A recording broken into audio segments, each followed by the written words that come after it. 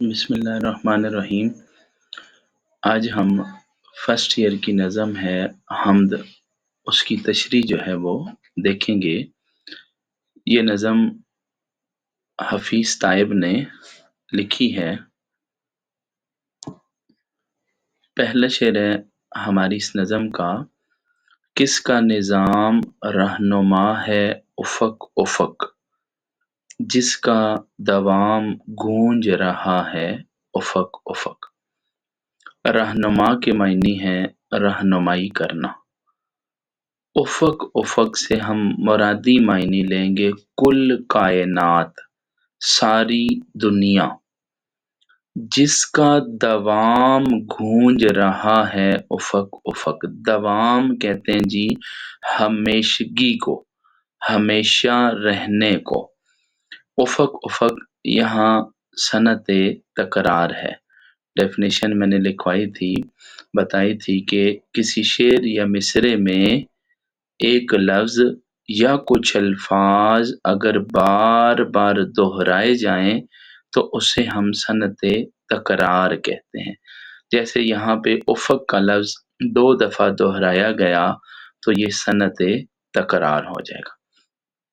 اس شعر کا مفہوم یہ ہے کہ کس کا نظام پوری دنیا میں ہماری رہنمائی کر رہا ہے، اور اس ذات کا نظام ہماری رہنمائی کر رہا ہے جس ذات کو ہمیشگی ہے، یعنی رب تعالی کا نظام جو ہے وہ اس دنیا میں ہماری رہنمائی کر رہا ہے۔ اللہ نے انسانوں کی ہدایت کے لیے کم و بیش 1,24,000 انبیاء بھیجے۔ انہوں نے آ کر ہمیں توحید کا درس دیا، ہدایت کا رستہ دکھایا۔ اب ہم تک ہے کہ ہم اس رستے پر عمل کرتے ہیں یا نہیں کرتے۔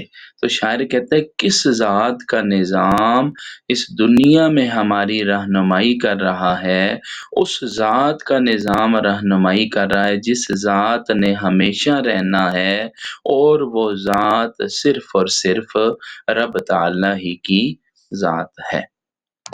ہماری اس نظم کا دوسرا شعر ہے: شان جلال کس کی عیاں ہے جبل جبل، رنگ جمال کس کا جمع ہے افق افق۔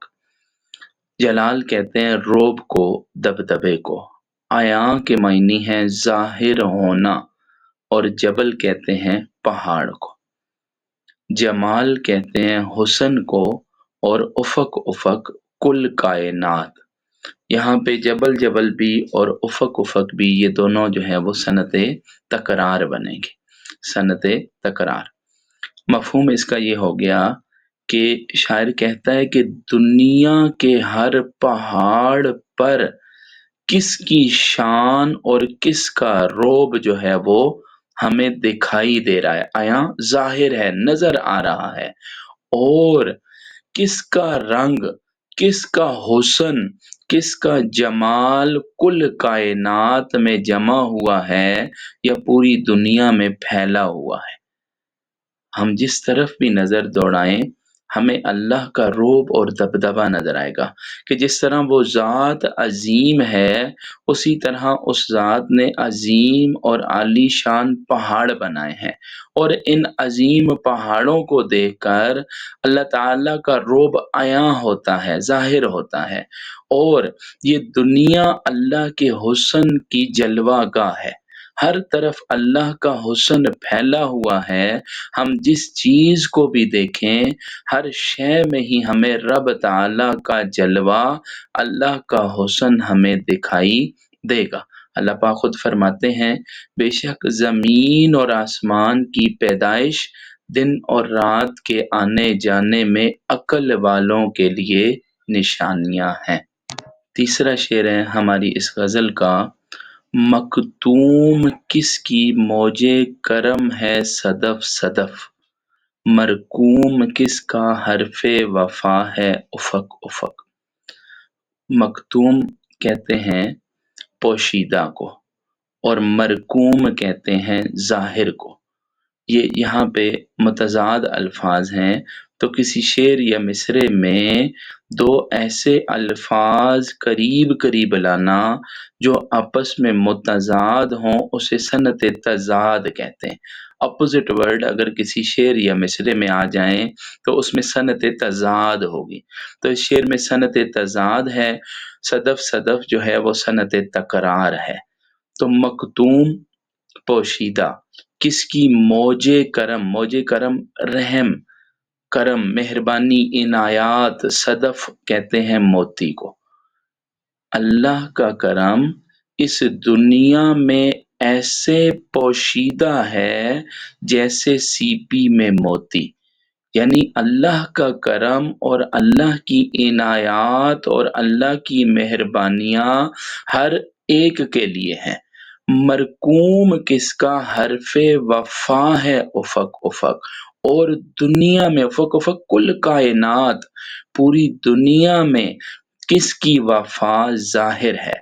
جب دنیا والے ہمارا ساتھ چھوڑ جاتے ہیں تو وہ ذات رب تعالیٰ کی ذات ہی ہے جو ہمارا ساتھ نہیں چھوڑتی۔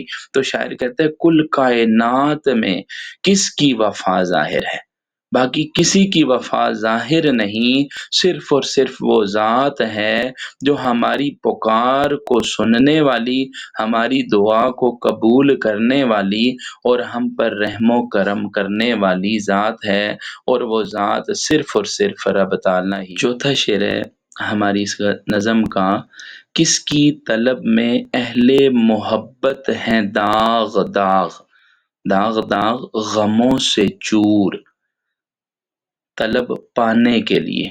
کس کی ادا سے حشر بپا ہے افق افق، اور کس کی ادا سے حشر قیامت بپا برپا ہے افق افق کل کائنات میں۔ شاعر کہتا ہے کہ اس دنیا میں لوگ کس کو پانے کے لیے غم برداشت کر رہے ہیں، غموں سے چور چور ہیں، اور کس کے جلووں کو دیکھ کر قیامت برپا ہے محبوب حقیقی کے عاشقوں پر۔ شاعر رب تعالیٰ کی بڑائی اور عظمت کو بیان کر رہا ہے کہ جو اللہ والے لوگ ہیں، جو اللہ سے محبت کرنے والے لوگ ہیں، وہ اس دنیا میں اس ذات کی طلب کے لیے، اللہ کی رضا کے لیے غم برداشت کر رہے ہیں، دنیا کے ستم برداشت کر رہے ہیں، کیونکہ ان کی نظر آخرت پر ہے اور وہ آخرت کی کامیابی و کامرانی چاہتے ہیں۔ اور جب وہی اللہ والے دنیا میں اللہ کے حسن کا جلوہ دیکھتے ہیں تو ان پر قیامت برپا ہو جاتی ہے۔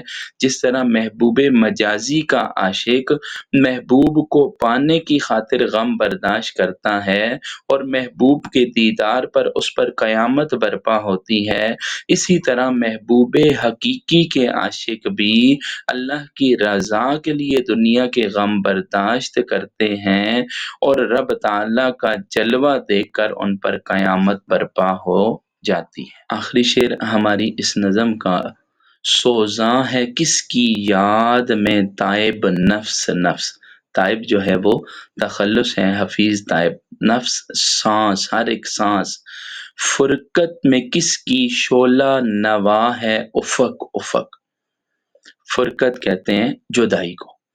اس شعر میں شاعر کہتا ہے کہ میں اپنی ہر سانس کے ساتھ محبوب حقیقی کی یاد میں تڑپ رہا ہوں اور اس کی جدائی میں شعلے کی طرح جل رہا ہوں۔ جس طرح محبوب مجازی کا عاشق محبوب کے قرب کے لیے تڑپتا ہے، محبوب کی جدائی میں وہ آنسو بہاتا ہے اور محبوب کی جدائی میں وہ شعلے کی طرح جلتا رہتا ہے، دل ہی دل میں وہ جلتا ہے، اسی طرح محبوب حقیقی کے جو عاشق ہیں وہ بھی محبوب کی یاد میں ہر وقت مصروف رہتے ہیں، وہ رب تعالیٰ کی بڑائی، اللہ کی تعریف اور اللہ کی عظمت کو بیان کرتے رہتے ہیں، وہ اس کی یاد میں تڑپتے رہتے ہیں، وہ رب تعالیٰ کی رضا چاہتے ہیں اور وہ اپنے محبوب کی جدائی میں شعلے کی طرح جلتے رہتے ہیں۔